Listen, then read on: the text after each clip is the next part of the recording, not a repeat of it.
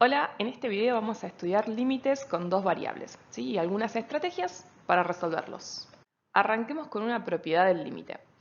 La primera propiedad dice, el límite de una función cuando la x y las variables tienden a un punto fijo, te da un número L, implica, quiere decir entonces, podemos deducir, que cualquiera sea la curva que vos tomes, que vaya hacia ese x0 y 0, ¿no? La curva tiene en este caso dos componentes, y las dos componentes tienden a x0 y 0 cuando la t tiende a 0, en este caso. Podría ser otra cosa, pero no importa.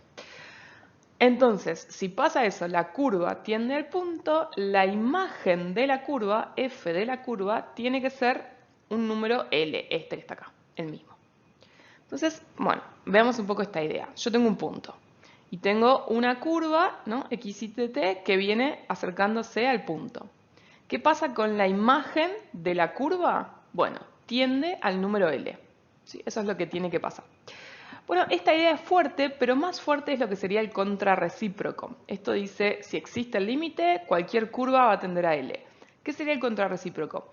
Que si hay curvas que no tienden a L, entonces este otro límite no existe. Lo puse acá. Si por dos curvas distintas obtenemos resultados diferentes, entonces no existe el límite L que queremos calcular. Veamos cómo usamos este resultado en algún ejercicio. Primer ejercicio, calcular los siguientes límites. Bueno, el ítem A dice calcular el límite de una división. En el numerador tengo y, en el denominador 2x más y, y la tendencia es de x y tendiendo al origen, al 0, 0. Obviamente, cuando yo si intentara reemplazar la x y la y por 0, 0, me daría 0 sobre 0, y 0 sobre 0 es una indeterminación, así que acá al lado no voy a poner 0 sobre 0 porque sería una barbaridad. Lo que voy a tener que hacer es buscar alguna otra estrategia para resolver este límite. Algo que estaría bueno que empiecen a darse cuenta es que cuando los polinomios que están produciendo el 0 sobre 0 tienen el mismo grado, el de arriba es grado 1 y el de abajo es la suma de dos polinomios de grado 1, no cambia el grado. Para que cambie el grado tendría que estar multiplicando. Entonces la suma de dos polinomios de grado 1 es un polinomio de grado 1. Como los dos son de grado 1, sospecho que este límite podría no existir. ¿Sí? Ahí tengo una sospecha. Cuando son del mismo grado, algo puede pasar. Entonces veamos cómo podemos demostrar que no existe. Para que no exista tenemos que encontrar dos curvas distintas que den resultados distintos. A esto lo voy a resolver con lo que se llaman los límites iterados. Los límites iterados son el límite original desdoblado en dos límites donde cambiamos el orden de tendencias. Primero, en el primer límite dice x tendiendo a 0 y luego y tendiendo a 0. Y en el de abajo están al revés. Primero la y tiende a 0, después la x tiende a 0. Estos límites representan curvas que llevan al 0, 0. Acá voy a hacer el dibujito. Está el 0, 0 en el origen, un punto cualquiera, lo puse en el primer cuadrante, pero da lo mismo que esté en el segundo, en el tercero o el cuarto. Y la primera curva dice, fíjense que de la expresión lo primero que va a variar es la y, que tiende a 0. Entonces del punto hago que tienda a 0 la y. La x queda fija, pero la y se achica hasta que queda a altura 0. Y luego la x tiende a 0. Esta curva que me quedó acá en verde sería la curva que estamos usando para calcular el límite iterado, el primero que propongo. Entonces, veamos qué pasa cuando resuelvo esa cuenta. Primero hay que resolver el límite de los paréntesis, ¿no? Cuando y tiende a 0, pongo un 0 en la y, un 0 en la y, y me termina quedando, el de afuera lo dejo igual, ¿no? El límite cuando x tiende a 0, y adentro de los paréntesis me queda 0 sobre 2x. 0 sobre 2x es una expresión que se puede resolver, se puede hacer algo ahí adentro. 0 dividido 2x da 0 independientemente de la x, porque la x no vale 0, tiende a 0, no vale 0. Entonces me queda el límite de 0. Y 0 es una función que no depende de x, entonces siempre el límite da 0, ¿no? O sea, cuando x tiende a 0, el 0 sigue valiendo 0. ¿Qué estoy diciendo? La función esta que está acá adentro, cuando yo tomo valores sobre esta curva verde, me va dando 0. Entonces veamos qué pasa si yo tomo la otra curva. Este otro límite iterado tiene al revés. Primero dice que la x tiende a 0, entonces la x tiende a 0, ¿no? Acá pongámosle que este fuera un 4, 3, 2, 1, 0, ¿no? La curva amarilla. Se va acercando a 0. Y luego la y tiende a 0, para abajo, ¿no? Se va achicando. Entonces si este era 2, haces 2, 1, 0. Vas achicándote. Esta curva amarilla es una curva distinta de la verde. Entonces son dos curvas y el resultado del límite me tendría que dar lo mismo para asegurar que este límite coincide. Bueno, no para asegurarlo, pero por lo menos tendría que pasar eso. Entonces veamos qué pasa si calculo el límite iterado, este segundo. Primero acá la x tiende a 0, así que donde está la x, si yo reemplazo por 0, me queda y sobre y, ¿no? Me queda el límite, la x se va porque la hago tender a 0 y me queda y sobre y. Y sobre y también es una cuenta que se puede resolver, se simplifican y termina dando 1. Y esta función que me quedó como resultado no depende de y, entonces el límite cuando y tiende a 0 es 1. ¿Qué pasó? Me quedaron resultados distintos. ¿Qué significa que me queden resultados distintos? Significa que el límite original no existe, ¿sí? Le pongo no existe el límite que tenía al principio, y esto es porque, según la propiedad que vimos antes, cualquier curva tendría que dar como resultado el mismo número. ¿Y qué me puedo decir yo? Encontré dos curvas distintas, la verde y la amarilla, que dan resultados diferentes. Entonces, con resultados diferentes, el límite no podría existir. O sea, yo acá, donde está esto, supóngase que mirando el primer límite tendría que poner un 0. Mirando el segundo límite tendría que poner un 1. Bueno, ¿qué pongo? ¿Un 0 o un 1? Entonces ahí está el tema de por qué no existe. Porque por lo menos estos límites deberían coincidir con el valor L. Si dan distintos, esta L no existe. Bueno, ese fue el primer ejemplo. Tomar un límite, suponer que ver que tiene el mismo grado, sospechar que no existe el límite y tomar los límites iterados para ver si dan distinto. Hagamos otro ejemplo. Otra vez tengo un límite para calcular. Fíjense que en el numerador el grado es 2 porque es x a la 1 multiplicando a y a la 1. Ahí se suman, digamos, los exponentes y me queda grado 2. Y el de abajo también es de grado 2 porque la cuadrática es de grado 2, esta otra cuadrática es de grado 2, pero la suma de polinomios no se suman los grados, ¿no? Entonces también el de abajo es de grado 2. Entonces otra vez, tienen el mismo grado, sospecho que no existe el límite porque son del mismo grado, tratemos de calcular los límites iterados. Entonces bueno, ya sabemos, ¿no?, que cada límite responde a un camino distinto. Otra vez como antes, empecemos con el primero que sería el camino verde. Hago que la y tienda a 0, ¿no? Reemplazo la y por 0 a ver qué cuenta me queda. Me queda x por 0, arriba me queda 0 y abajo me queda 5x cuadrado más 2 por 0 al cuadrado, que es solo esta parte, ¿no? O sea, lo que tiene y se anula. Pero, ¿qué sucede? Bueno, me quedó un 0 en el numerador. 0 dividido lo que venga me da 0. Y el límite de 0 es 0. O sea que este límite, el primer límite iterado, me dio 0. Calculemos el segundo límite iterado. Sería el camino amarillo. Si voy por el camino amarillo, primero hago que la x tienda a 0, reemplazo por 0 y me termina quedando 0 arriba, ¿no? Porque 0 por y es 0. Y abajo me quedan solamente las 2y cuadradas. Esta cuenta otra vez vuelve a dar 0. Esto no tiende a 0 sobre 0. Lo de arriba es 0. Lo de abajo sí tiende a 0, pero no es 0. Entonces 0 dividido lo que venga, 0. Y el límite de y tendiendo a 0 de 0, 0. Me dio igual. Cuando me da igual, no puedo asegurar que este límite exista. Lo que puedo decir es, mira, si existe debe ser un 0, pero en realidad yo probé dos caminos posibles para ir de este punto negro al punto origen. Y lo que decía la propiedad es que cualquier camino me tiene que dar lo mismo. Entonces, con que dos caminos coincidan, no puedo asegurar que todos los caminos coinciden. ¿Qué voy a hacer? Bueno, tomemos otro tipo de camino. En vez de esta curva verde o esta otra curva amarilla, tomemos lo que se llaman rectas oblicuas. Rectas oblicuas sería algo así, ¿no? Una recta con cierta inclinación. Yo acá puse este dibujito, pero digamos, si el punto estuviera de este lado, sería una recta decreciente. Acá en este caso sería una recta creciente. La gracia está en que estas rectas oblicuas que pasen por el 0, 0, yo las puedo calcular, puedo dar una fórmula general, es y igual m por x, ¿no? No importa cuánto valga la m, el 0, 0 satisface la ecuación, así que puedo armarme esta recta. La m, los distintos valores de m me dan las distintas inclinaciones, ¿no? Más arriba, más abajo, puede ser positiva, creciente, si la m es negativa es decreciente, son todas rectas que pasan por el origen. Y entonces lo que estoy haciendo acá es calcular como infinitos límites en uno, todas las rectas posibles. Ahora, al hacer esto, estoy, digamos, cambiando las curvas que estoy usando. En vez de la verde y la amarilla estoy usando la azul. Lo que además sucede es que este límite deja de tener dos variables, porque yo la y la estoy escribiendo en función de x. Entonces, donde está la y, pongo pongo m por x. Entonces me queda x por m por x, y acá abajo en el denominador también me queda m por x todo al cuadrado, ¿no?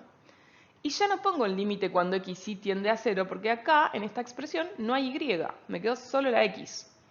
Entonces me quedó un solo límite. Ojo, no son iguales estos límites, ¿sí? O sea, no sé si son iguales, pero digo, no son equivalentes. Este límite es más fuerte, este límite es cualquier curva me tiene que dar L. Y acá es, tomando rectas me da L, pero las curvas podrían ser rectas o podrían ser parábolas o podrían ser funciones cúbicas o cualquier curva que a uno se le pueda ocurrir, no sé, trigonométricas, que pasen por el 0, 0. Entonces este límite es como un caso particular de esto que es un caso general. Todos los límites posibles yendo solo por rectas. Entonces, yendo solo por rectas, vamos a hacer la cuenta a ver cuánto nos da. Hacemos la cuenta, bueno, hago la cuenta en el numerador y en el denominador, ¿no? Arriba me queda m por x, así que es m por x al cuadrado. Y abajo este cuadrado se distribuye, ¿no? Me queda m cuadrado y x cuadrado. Y hice un paso más acá, que es como acá me queda la x al cuadrado y en el primer término también tengo la x al cuadrado, lo saqué factor común. Si quieren, tómense un momento, pongan pausa, mírenlo, a ver si se entiende la idea. Pero hice eso, ¿sí? Desarrollé no, distribuí el cuadrado en el producto y saqué la x factor común. Y ahora la gracia está en que tengo x al cuadrado multiplicando y x al cuadrado dividiendo, se cancelan, se simplifican. Y me quedó una expresión que no depende de x, me quedó m sobre 5 más 2m cuadrado. Yendo por rectas oblicuas, el resultado del límite es m sobre 5 más 2m cuadrado.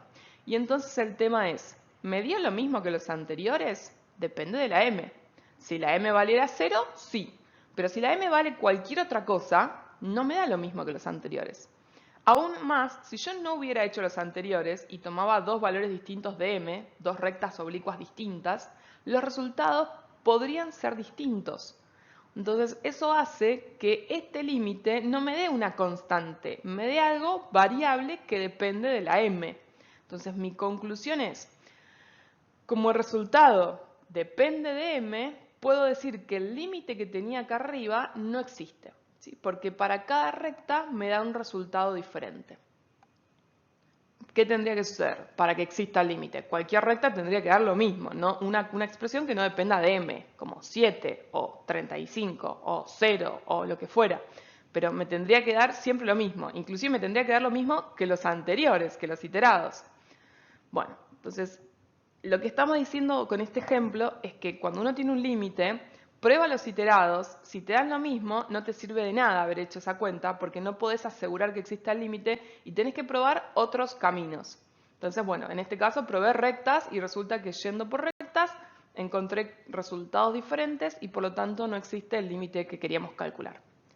Veamos otro ejemplo. En este otro ejemplo pasa lo mismo, pero fíjense que ahora los grados no son iguales. O sea, pasa lo mismo en el sentido de 0 sobre 0. Pero el de arriba tiene grado más grande y eso ya hace que cambie sustancialmente lo que está pasando. Vamos a resolver un poco esto. Primero calculo los iterados, ¿sí? Separo en el xy y después ix. Se los dejo de tarea, vayan a ver que dan los dos 0 sobre 0 y entonces como antes, si dan igual, no puedo decir nada. ¿Sí? Entonces, bueno, digo, bueno, vamos por rectas oblicuas, a ver qué pasa, ¿no? Por rectas oblicuas, reemplazo y por mx, agarro la función, acá abajo reemplazo por mx cuadrado. Lo mismo que en el anterior, distribuyo el cuadrado y saco el cuadrado factor común. Acá se me tachan las x, pero me sobrevive una x en el numerador. Entonces me queda 5 por x, dividido todo esto. Cuando la x tiende a 0 es 5 por 0. Divido lo que venga, 0 me da eso. Bueno, ahí puse el resultado. Entonces, este resultado por rectas oblicuas coincide con los anteriores y me da 0 y no depende de m. Entonces empiezo a decir, che, fui por los límites iterados y me dio 0. Fui por rectas y me da 0. ¿Será que da 0 ese límite? ¿Será que existe? Porque hasta ahora los ejemplos que hice probé que el límite no existía. Pero ¿será este el caso en el que el límite exista? Y si existe, además, tiene que dar lo mismo que estos anteriores que me están dando 0. Entonces, bueno, veamos qué podemos hacer para demostrar que este otro límite sí existe. ¿Sí? Los anteriores, grados iguales, me dio que no existía. Grados distintos, podría ser que exista. Chequemos. ¿Cuál va a ser la estrategia para esto? Bueno, 0 por acotado. Esa cosa que conocemos de análisis 1, tenemos un teorema equivalente en análisis 2 que se llama infinitesimal por acotado. Veamos qué podemos hacer. Tomemos la función. La función esta la llamé f de x, la que está dentro del paréntesis, del corchete, y la quiero escribir como un producto de dos funciones, ¿sí? Para tener un producto acá, 0 por acotado. Justamente con la idea de que una función se vaya a 0 y la otra esté acotada. Acá esta función está escrita como una división. Entonces lo que tengo que hacer es separarla en un producto. O sea, reescribirla sin cambiar la expresión. Simplemente dar una expresión equivalente, pero que en vez de una división sea un producto. Fíjense lo que hice yo. Al 5x cubo le separé la x al cuadrado, la dejé acá, y las otras 5x las puse multiplicando. ¿Por qué hice eso? ¿Por qué no otra cosa? Yo quiero que en el denominador y en el numerador me aparezca la misma expresión. Entonces digo, mira, acá tengo un x cuadrado y un y cuadrado. Lo de arriba, ¿tiene alguno de estos dos? Sí, tiene el x cuadrado. Bueno, el x cuadrado déjalo y lo que te sobra, ponelo adelante. Esta reescritura, ¿sí? No es una reescritura al azar, no es que dije, me pongo cualquier cosa. Si yo hubiera puesto acá un cuadrado y acá la x a la 1, no me va a servir eso. Tiene que ser un producto. En el denominador, una suma de dos cosas positivas y en el numerador, una de estas dos. No las dos, una.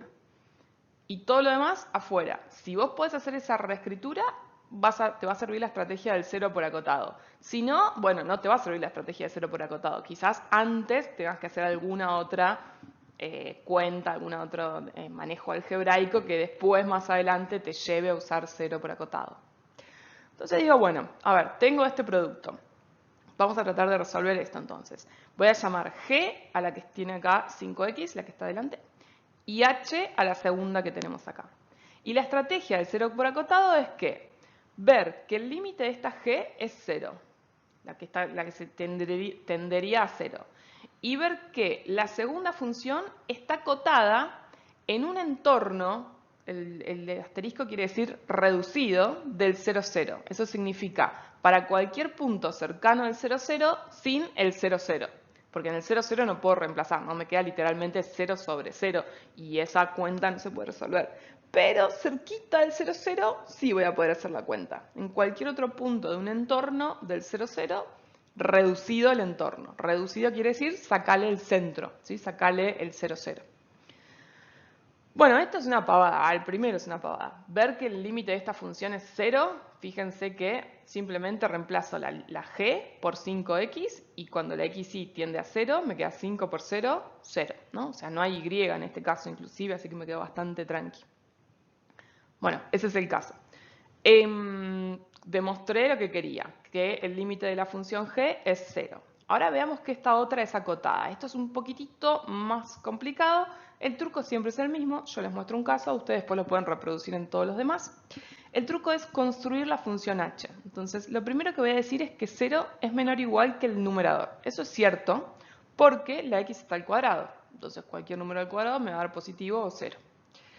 Luego, lo que voy a hacer es decir, a su vez, esta x al cuadrado es menor que x al cuadrado más algo positivo. Si fuera negativo, no, pero y al cuadrado es positivo, así que x al cuadrado me da más chico que si a x al cuadrado le sumo otra cosa, positiva. Y ahora lo que voy a hacer, esto vale para todo xy, ¿no? O sea, no importa cuánto vale la x y cuánto vale la y. Podría valer 0, 0 las dos y ningún drama, esto sigue valiendo. Pero ahora lo que quiero hacer es dividir toda la expresión por x al cuadrado más y al cuadrado, ¿no? Divido todo. El primero lo divido por x al cuadrado más y al cuadrado, el segundo, el del medio, el tercero también. ¿Por qué hice esto? Bueno, hice esto porque yo justo acá me queda entonces la expresión de h, la misma h. ¿Puedo hacer esto? ¿Dividir por cualquier cosa? Dividir por cualquier cosa no, pero si es positivo, sí. O sea, si es distinto de 0. Y esta expresión es distinta de 0 en un entorno reducido, sin el 0, 0. ¿Sí? Con el 0, 0, no. Y además, fíjense que no invertí las desigualdades porque esta expresión es positiva. Si fuera negativa, tendría que dar vuelta a las dos desigualdades, ¿no? Pero bueno, me quedó positiva. Entonces, esto vale hacerlo donde lo de abajo no es 0 y esto es porque estoy en un entorno reducido. Si no, si yo no pongo la estrellita esta, sería falso lo que estoy haciendo. Estaría dividiendo por 0 y sería un horror. Pero bueno, la estrellita esa quiere decir no considerar el 0, 0 y puedo hacer la cuenta de dividir. Entonces me quedó 0 dividido lo que venga, 0. Lo del medio es h. Y lo último son las dos expresiones iguales, así que se simplifican. Yo acá no lo puse, ¿no? Pero no es que se simplifica la primera con la primera y la segunda con la segunda, sino toda la expresión porque es un mismo factor arriba y un mismo factor abajo que son iguales. Muy bien. Bueno, me quedó entonces que la h está entre 0 y 1 para todo x del entornito, ¿no? O sea, siempre que no sea el 0, 0, porque si no estás dividiendo por 0. Y bueno, eso era lo que yo quería ver, que estaba acotada en un entorno. Entonces tengo que la g tiende a 0, el primer paso. La segunda condición, que la h está acotada en un entorno reducido.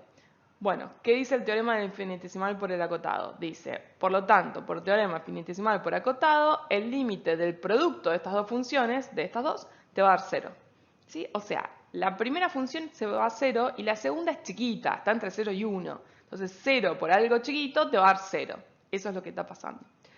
¿Y yo para qué quería saber esto? Que el producto de estas dos funciones me va a dar 0. Porque justamente el producto de g y f es la función, perdón, g y h multiplicadas me dan f. Entonces puedo asegurar que el límite de la f es 0. Recordemos un poquito este ejercicio. Habíamos probado los límites iterados, nos daban 0. Por rectas nos daban 0. Y entonces lo que dedujimos es, ¿será que siempre vale 0? Y lo demostramos usando el teorema del infinitesimal por acotado. Llegamos a que siempre este límite vale 0, independientemente de la curva que vos tomes. Muy bien. Bueno, un ejemplo más. Último. El límite cuando xy tiende a 0, 0 de esta expresión. Si uno reemplaza la x y la y por 0, obviamente queda 0 sobre 0. Y 0 sobre 0 es indeterminado y entonces, bueno, hay que tratar de ver qué hacer. Podríamos arrancar por los iterados, como siempre. ¿Sí? Acá escribí ya los iterados, xy y x. Y fíjense que, bueno, empecé a hacer las cuentas. Ya las tengo algunas escritas, vamos a leerlas. La primera dice, cuando y tiende a 0, este término se me va y este otro término se me va y me queda x cuadrado arriba y e a la x al cuadrado menos 1 en el denominador. Acá tengo que usar L'Hopital para llegar al resultado. Ahora les muestro la cuentita del L'Hopital. Ahora lo que quiero contarles en este caso, por ejemplo, es que esta función es como recontra simétrica, porque la x y la y están las dos al cuadrado y sumando. Entonces yo podría cambiar de lugar la x y la y, o sea, intercambiar las variables entre sí, y sería la misma expresión.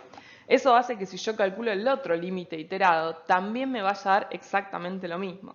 En el otro límite iterado, la variable que primero se anula es la x, que tiende a 0, entonces se me va la parte de la x acá, la parte de la x acá, y me queda solamente la expresión con y. Y esta expresión es igual que la anterior, solo que en vez de ser x la variable se llama y, pero la idea es la misma, así que va a tener el mismo resultado.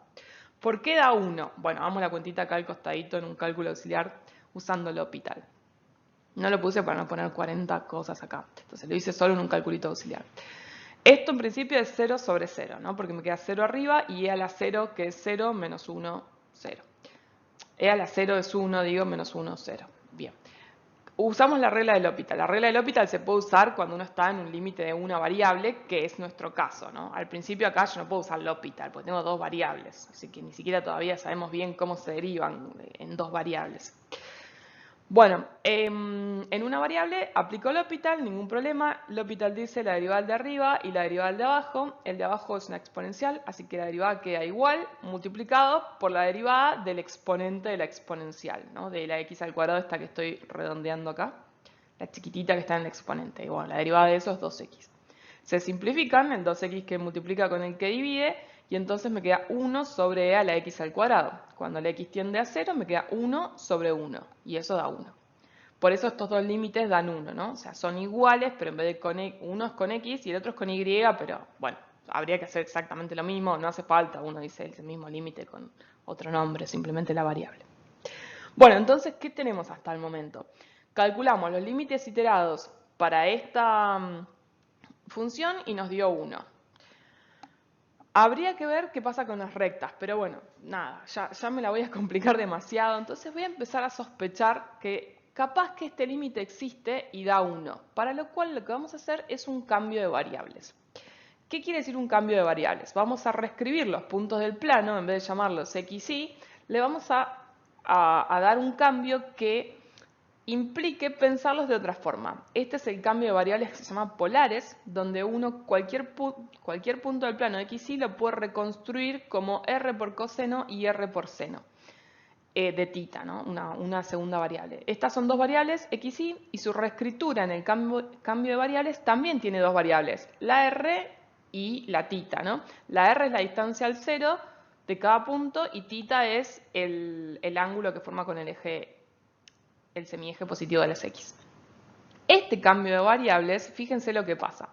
Bueno, ya lo usamos un poco para las curvas, entonces voy a repetir la misma idea que antes, ¿no? Yo voy a elevar ambas igualdades al cuadrado, me queda x cuadrado igual a r cuadrado coseno cuadrado, y cuando la de abajo la elevo todo al cuadrado, me queda a la izquierda y cuadrado, a la derecha r cuadrado seno cuadrado de tita, y ahora las voy a sumar. ¿Por qué? Porque acá me aparece la suma de x cuadrado más y cuadrado, entonces yo quiero que me aparezca la suma de estas dos. Sumo, miembro a miembro, ¿no? La izquierda con la izquierda, la derecha con la derecha. Sumo r coseno cuadrado tita más r seno cuadrado tita. Y acá a la derecha podemos sacar factor común r cuadrado. De la izquierda lo dejo igual. Saco factor común r cuadrado, me queda coseno cuadrado más seno cuadrado. Y, oh, qué casualidad, justo es lo que quería en realidad, esta suma da 1. Multiplicado por r cuadrado, me queda x cuadrado más y cuadrado igual a r cuadrado. Este cambio de variables, en este ejemplo particular y en algunos más que hay en la práctica, que se van a dar cuenta porque van a ver x al cuadrado más y cuadrado, y esa es la pista para decir hago este cambio de variables, me sirve porque solo aparece x cuadrado más y cuadrado, ¿no? No hay otra expresión con x y con y. Si hubiera otra expresión, ya este cambio no me sirve porque me van a empezar a aparecer r's y cosenos y senos, y ahí ya no estaría simplificando el límite. Pero con este cambio lo que va a suceder es que cuando yo reemplace, en el numerador me va a quedar r cuadrado, en el denominador me va a quedar e a la r cuadrado y no va a aparecer tita. Si bien es un cambio de dos variables por dos variables, ¿no? X y la cambio por r tita, en la reescritura del límite tita desaparece. Y hay una propiedad que vamos a usar que es que el límite cuando x y tiende a cero de una función es igual que el límite con este cambio de variables cuando la r tiende a cero, o sea, medio como que perdés el tita. Entonces digo, bueno, la idea más o menos para esta propiedad es la siguiente, que vos para acercarte al 0, 0, al origen, lo que tenés que hacer es acercarte por todas las curvas posibles, ¿no? Todas a la vez. Y eso es equivalente a acercarte de esta forma. De esta forma lo que vas haciendo es construyendo circunferencias de radio r, entonces te estás acercando como de a una circunferencia a la vez. Con esta idea entonces vamos a resolver este límite. El límite este se va a convertir en el límite de, dijimos, en el numerador r cuadrado, en el denominador e a la r cuadrado. Y entonces ya no hay dos variables, sino una sola, r tendiendo a cero. Cuando el r tiende a cero quiere decir que las circunferencias se achican, ¿no? Se acercan al 0, 0, al punto 0, 0. Y este límite no es ni más ni menos que el mismo que resolvimos antes con el cálculo auxiliar, pero con x. Y acá lo tengo con r. Bueno, no importa, la variable se puede llamar de cualquier forma, el resultado tiene que ser el mismo. Este resultado es 1. Entonces la conclusión de este ejercicio es que este límite me va a dar 1 independientemente del camino que vos tomes, ¿sí? En vez de acercarte como por curvas, te acercás por circunferencias y termina dándote lo mismo. Bueno. Eso fue todo, fueron todas las estrategias que quería contarles. Las estrategias entonces son límites iterados, rectas, cero por acotado y cambios de variables. Espero que les haya servido y bueno, cualquier duda las pueden dejar acá en los comentarios o preguntar en las clases. Nos vemos, adiós.